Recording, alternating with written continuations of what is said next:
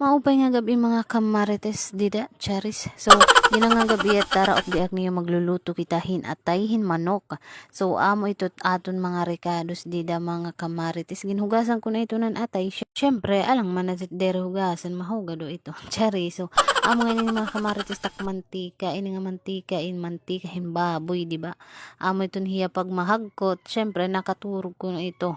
Sorry la mantika ha, kailangan ko na ikaw gamiton niya na siya pagmata na dida. Charis.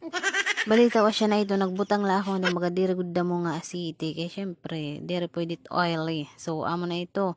Nagmatanan aton asiti mga kamarites asya. Igbubutang na nato nan aton mga panakot.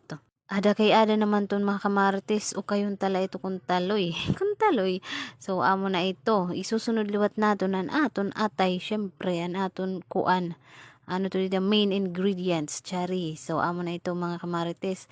Igin ukay-ukay, laghihap naton iton, igin gisa naton nga dahan asiti. Syempre, para baga, may yummy.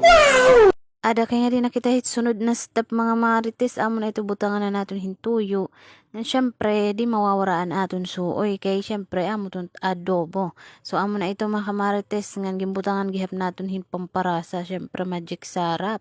Ada kay katapos natong pamutangan hito ng mga panakot, takpan ani naton mga pera ka minutos para baga pakalad karon anay. So, amo na ito.